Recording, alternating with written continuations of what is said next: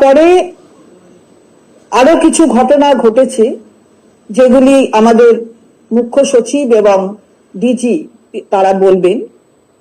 এবং আজকেও আপনারা দেখেছেন যে মাননীয় মুখ্যমন্ত্রী কি বলতে চেয়েছিলেন, কি বলার দরকার ছিল, সবকিছু নিয়ে অনেক ব্যাপার ইতিমধ্যেই আপনাদের সামনে অনেকে বলেছেন আর কি। তো আমরা সবকিছু নিয়েই আপনাদের সামনে এসেছি। আমি মাননীয় মুখ্য সচিবকে বলবো প্রথমে আপনাদের কাছে বিশদে বলবে যে ঘটনা প্রবাহ কি হয়েছে। নমস্কার, মাননীয় মন্ত্রী মহাশয় আপনাদের সামনে প্রাথমিক বক্তব্য রেখেছেন। আমরা আপনাদের সঙ্গে বসে আমাদের যারা জুনিয়র ডক্টরস আছেন ওদেরকে অনুরোধ করেছিলাম গত পরশুদিন যাতে ওরা কাজে ফিরে আসুক। তারপরে আমরা আজকে 3:21 কাছাকাছি, আমি একটা শোনা যাচ্ছে না,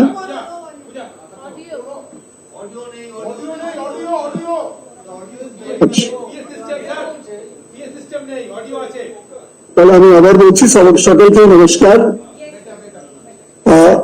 আমরা আপনাদের যে প্রেস কনফারেন্স করেছিলাম তখন আমি আপনাদের মাধ্যমে আমাদের জুনিয়র ডক্টরস ভাই বোনেদেরকে রিকোয়েস্ট করেছিলাম, অনুরোধ করেছিলাম স্টেট গভর্নমেন্ট তরফ থেকে যাতে ওরা মাননীয় সুপ্রিম কোর্টের নির্দেশ মেনে কাজে যাতে ফিরে আসুক, ডিউটিস গুলো রিজিউম করুক এবং মানুষের কাছে যে ওদের পরিষেবা দেওয়ার দায়িত্ব আছে ওটা সুষ্ঠুভাবে পালন করুক।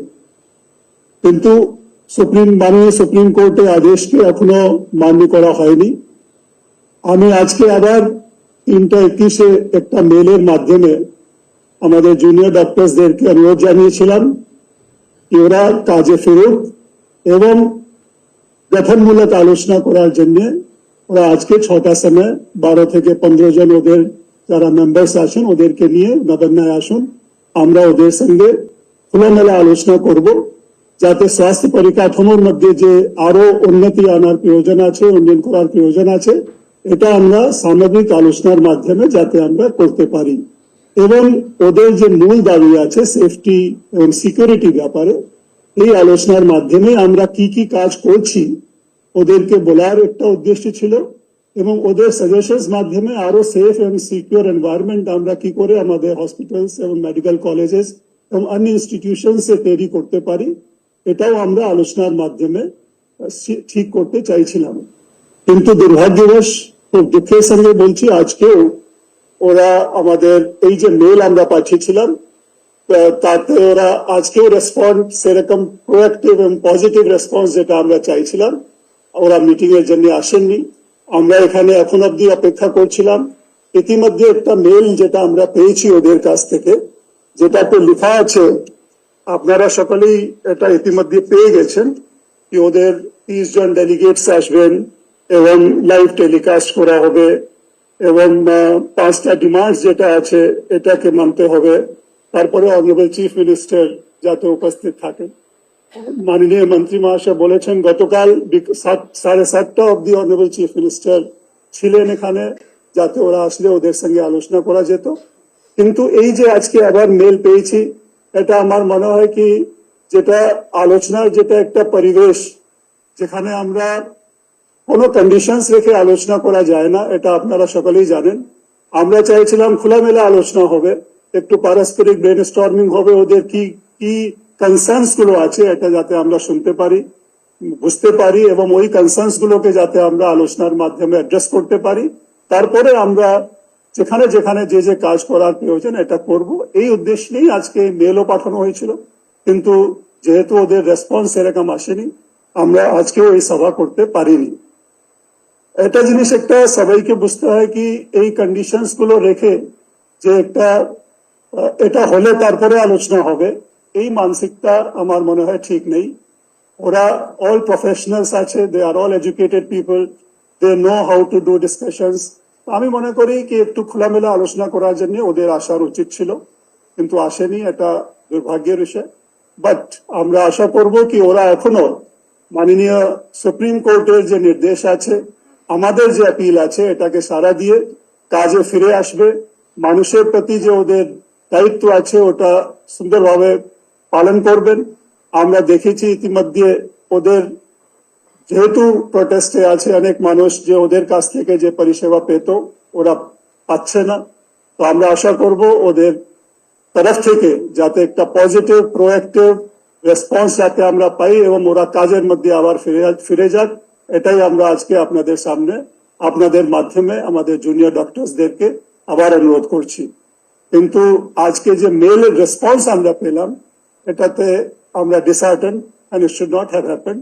আমরা আশা করব সুপ্রিম কোর্টের আদেশকে ওরা অক্ষর অক্ষরে মানবে, যেটা সব ল অ্যাবাইডিং সিটিজেনে মানার কথা। কিন্তু জানি না কি কারণে ওরা এটাকে এখনো পালন করেনি। আমি মাননীয় মন্ত্রী মহাশয়কে বলবো এর উপরে আরো যদি কিছু ব্যাখ্যা করার থাকে।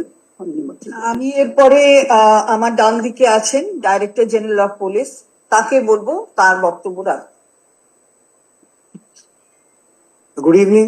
আমাদের মাননীয় মন্ত্রী এবং চিফ সেক্রেটারি ওনারা বলেছেন আমাদের ওয়েস্ট বেঙ্গল পুলিশ থেকে শুধু একটাই যেটা কথা আমরা আবার আমার জুনিয়র ডক্টর ভাই বোনদেরকে বলবো, that we are committed to providing safe and secure work environment. আমরা ওদের হসপিটালের সিকিউরিটি নিয়ে আর আদার ওয়ার্ক প্লেসেস অলসো এটা আমরা অলরেডি এঙ্গেজ করছি এন্ড আমরা চাইছি তাড়াতাড়ি ওরা ফিরে আসুক, ওরা একটা চেঞ্জ ডেফিনেটলি দেখতে পারবে। সেকেন্ড জিনিসটা এটা হচ্ছে যেটা চিফ সেক্রেটারি আন্ডারলাইন করেছেন, যদি আমরা স্বাস্থ্য পরিকাঠামোর উন্নতি চাইছি তাহলে আমাদেরকে খোলামেলাই আলোচনা করতে হবে, ওপেন মাইন্ড দিয়ে আলোচনা করতে হবে। এন্ড ওর জন্যই আজকে ইমেল গতকালও দেওয়া হয়েছিল, আজকেও দেওয়া হয়েছে। এন্ড ওনারা যেন ভুল পথে না গিয়ে ওনারা যদি ঠিকভাবে এটা যদি সত্যিকার আমরা স্বাস্থ্য পরিষেবার উন্নতি চাইছি তাহলে ডেফিনেটলি একটা আলোচনার মাধ্যমে এটা আমরা সব ঠিক করতে পারি। আমাদের সকলের অবজেক্টিভ একই আছে। And again I will assure them that we'll try to provide a safe and secure environment with the existing security যারা আছে ওদেরকে সাথ এঙ্গেজ করে। Thank you very much. আপনারা শুনলেন মাননীয় মুখ্য সচিব তার বক্তব্য রাখলেন এবং তার সাথে আমাদের মাননীয় ডাইরেক্টর জেনারেল অফ পুলিশ তিনিও তার বক্তব্য রাখলেন। আমরা যেটা বারবার বলেছি, মাননীয় মুখ্যমন্ত্রী বলেছেন, ঘটনা অত্যন্ত দুর্ভাগ্যজনক, অত্যন্ত বেদনাদায়ক। আমরা তার যথেষ্টভাবে নিন্দা করি এবং এই অপরাধীদের শাস্তি হোক তার জন্য শুধু মুখে বলা নয়, রাজ্য বিধানসভার বিলও পাস হয়ে গেছে, আপনারা দেখেছেন। সুতরাং আজকে একটা খোলা মনে আলোচনা, গতকাল থেকে এই আলোচনা নিয়ে একটা টানাটানি হচ্ছে, সবাই সাধারণ মানুষ দেখছেন। যেটা আমরা বারবার বলছি, যেটা অন্য কোনো ক্ষেত্র নয়, এটা রোগী পরিষেবা দেওয়ার ক্ষেত্র। আসলে সাধারণ মানুষ, গরিব মানুষ, তাদের পরিষেবাটা থেকে যাতে তারা বঞ্চিত না হন তার জন্যই বারবার অনুরোধ করা হচ্ছে। এবং সর্বোচ্চ ন্যায়ালয় মাননীয় প্রধান বিচারপতির যে বেঞ্চ প্রিসাইড করছিলেন, সেখানে অনারেবল সুপ্রিম কোর্ট 9 তারিখে ডিরেকশন দিয়েছেন যে গতকাল মঙ্গলবার 5টার মধ্যে তাদের কর্মবিরতি তারা তুলে নিক এবং কাজে ফিরুক। আমরা গতকাল 5টা অবধি বলেছি যে আমরা দেখেছি যে তারা ফিরবেন কি ফিরবেন না, আমরা নিশ্চিতভাবে বিশ্বাস রাখছিলাম তারা মান্যতা দেবেন। এই অর্ডারটা তো, ডিরেকশনটা তো অনারেবল সুপ্রিম কোর্টের। এবং যেটা মাননীয় মুখ্য সচিব বললেন যে সবাই ল অ্যাবাইডিং সিটিজেন প্রত্যেককে সুপ্রিম কোর্টের ভার্ডিক্ট এটাকে তো মান্যতা দিতে হবে, তার সঙ্গেই গতি প্রকৃতি সবকিছু মানিয়ে চলতে হবে। সুতরাং আমরা ভেবেছিলাম যে তারা তুলে নেবেন। গতকাল 5টা থেকে অপেক্ষা করা হচ্ছিল, অর্থাৎ 6:10 আগেও কিন্তু খবর পৌঁছেছিল যে এখানে মাননীয় মুখ্যমন্ত্রী আছেন, বসে অনেক সিনিয়র অফিসাররা রয়েছেন, তারা আলোচনা করবেন। 6:10 একটা মেল গেছে প্রধান সচিব, যিনি আমাদের হেলথের প্রধান সচিব, তার কাছ থেকে একটা মেল গেছে। আমরা দেখলাম সেই মেল যাবার পরেও নানা রকম কথা বলে, আমি আর পুনরাবৃত্তি করছি না, নানা রকম কথা বলে কেউ আসলেন না এবং সেই 7:30 অবধি মাননীয় মুখ্যমন্ত্রী এখানে বসেছিলেন। অর্থাৎ তিনি কিন্তু খোলা মন নিয়ে আলোচনার জন্য বসেছিলেন। সেই মেল কে কেন্দ্র করে একটি মেল আসলো সিএমও তে ভোর 3:45-এ। আমরা এটা প্রশ্ন করতে চাই যে কোন সিএমও তে কোন মেল 3:45-এ এই ব্যাপার নিয়ে আসা, এটা কি খুব স্বাভাবিক? নিশ্চয়ই নয়, সবাই মানবেন এটা। তাহলে কি এর পেছনে কোনো রাজনীতি লুকিয়ে আছে?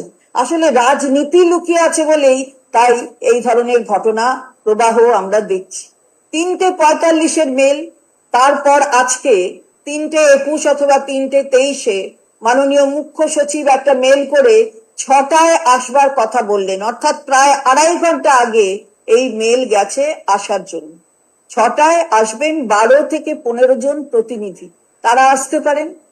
কিন্তু আমরা দেখলাম যে সেই মেলের উত্তর এলো পরে, অর্থাৎ প্রায় 2 ঘন্টা পরে এলো, যে কিছু শর্ত দিয়ে, যে এই শর্ত, এটা লাইভ টেলিকাস্ট হবে এবং মাননীয় মুখ্যমন্ত্রীকে থাকতে হবে এবং তাদের যা কিছু, তাদের যে শর্তগুলো আছে সেই শর্তগুলো নিয়ে কথা বলতে হবে।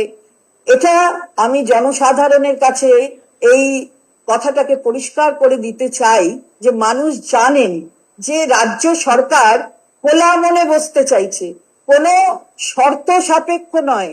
কোনো কিছু শর্ত দিয়ে খোলা মন, এই দুটো একসাথে চলে না, এটা সাইমালটেনিয়াসলি চলতে পারে না। অর্থাৎ খোলা মন নেই, অর্থাৎ সেই মেয়েটি বিচার পাক, যিনি নির্যাতিতা হয়েছেন এবং মায়ের কোল ছেড়ে চলে গেছেন, আসলে ব্যাপারটা তা নয়, পেছনে কোনো রাজনীতির খেলা আছে। তাই এতটা সময় লাগছে এত কিছু চিন্তা ভাবনা করতে, কিন্তু আলটিমেট লক্ষ্য হচ্ছে আসলে খোলা মনে কোনো আলোচনা দরকার নেই, চায় না। তাই এই শর্তগুলি আরোপ করা হচ্ছে। আমরা যা এখনো বলেছি যে মাননীয় মুখ্য সচিব বলেছেন যে আপনারা আসুন, আমরা বসে সবাই, এখানে অফিসাররা রয়েছেন, একদম একদম উচ্চ পর্যায়ের অফিসাররা রয়েছেন, তারা কথা বলতে চাইছেন। তারপরেও শর্ত, মাননীয় সুপ্রিম কোর্ট যে ভার্ডিক্ট দিয়েছেন, আমরা তাকে নিশ্চিতভাবে, প্রত্যেকে ল অ্যাবাইডিং সিটিজেন, আমরা সেই ভার্ডিক্টকে, সেই অর্ডারকে মান্যতা দেব, এ বিষয়ে কোনো সন্দেহ নেই।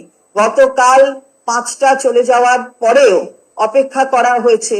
আমরা কিন্তু মাননীয় মুখ্যমন্ত্রী কোন রকমের অন্য কিছু, অর্থাৎ কোনো নেগেটিভ পদক্ষেপ এটা গ্রহণ করেননি। এরকম কোনো কিছু পদক্ষেপ গ্রহণ করা সরকারের পক্ষ থেকে হয়নি।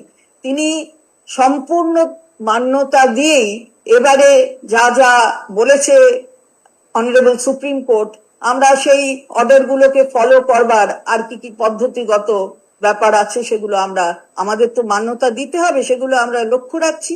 এবং আবারও এটা বলতে চাই যে এই পরিষেবা কিন্তু রোগীর পরিষেবা, এবং সেই রোগীর পরিষেবাকে বঞ্চিত করা কোনো রোগীকে, এটা বোধহয় সঠিক এই পদক্ষেপ নেওয়া হচ্ছে না।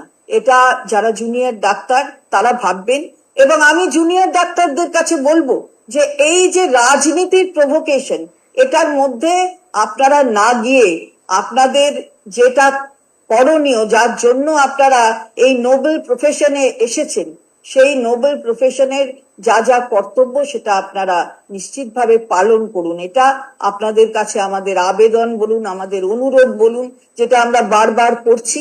এবং মাননীয় সর্বোচ্চ আদালত যে অর্ডার দিয়েছেন, যে ডিরেকশন দিয়েছেন, সেই ডিরেকশন গুলো পালন করতে, সেটাও অনুরোধ করব, আবেদন যেটাই বলুন, কারণ এটা সকলকেই করতে হবে।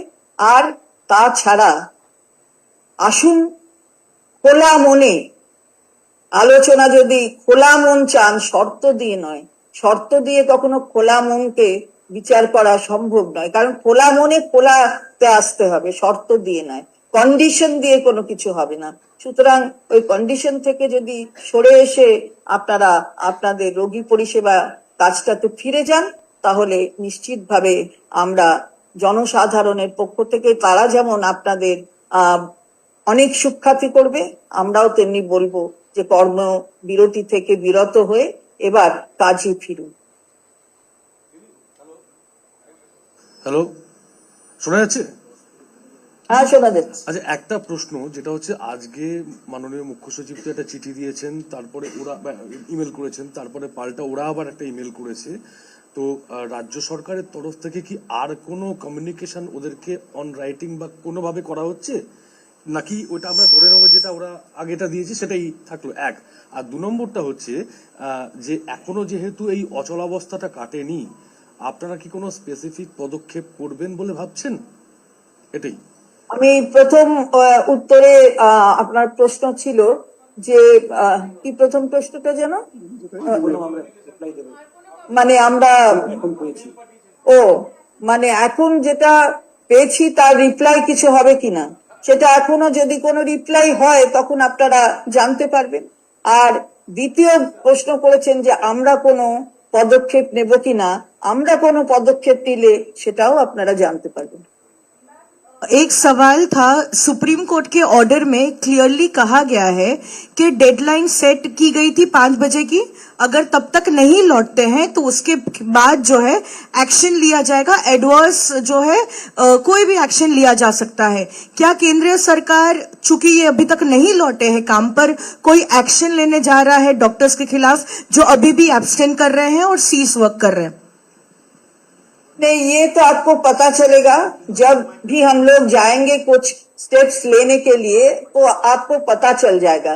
लेकिन सुप्रीम कोर्ट जो ऑर्डर 9 को सुप्रीम कोर्ट के ओर से दिया गया है, वो डायरेक्शन को मानना हर सिटीजन के तरफ से ये ड्यूटी है, क्योंकि हम लोग सब अबाइडिंग लॉ अबाइडिंग सिटीजन्स है, और जो जूनियर डॉक्टर्स हैं वो भी लॉ अबाइडिंग सिटीजन्स है, तो उसको तो मानना है। तो इसलिए आप देख लेंगे, आप इसके बाद क्या क्या होगा ये आपको पता चलेगा। जब जब कुछ कुछ होगा तो तब तब आपको पता चल जाएगा क्या क्या होगा। সিএস সাহেবকে একটা প্রশ্ন করতে চাই, যে এই যে সুপ্রিম কোর্টের অর্ডার ডাক্তাররা মানছে না, তারা যে এসেন্সিয়াল সার্ভিসের সাথে যুক্ত, কোন রকম কড়া পদক্ষেপ কি নেবেন? আমি ইতিমধ্যেই বলে দিয়েছি, আপনারা দেখতে পাবেন। আমি তো সিএস সাহেবের সামনেই এটা বললাম যে কি করা হবে কি না করা হবে সেটা পরবর্তী জায়গায় আপনারা দেখবেন সেটা কি করা হবে। আমরা সুপ্রিম কোর্টকে মান্যতা দিচ্ছি। বিষয় আছে সেটা হচ্ছে এসমা জারি করা, ডাক্তার যেহেতু ডাক্তার, তো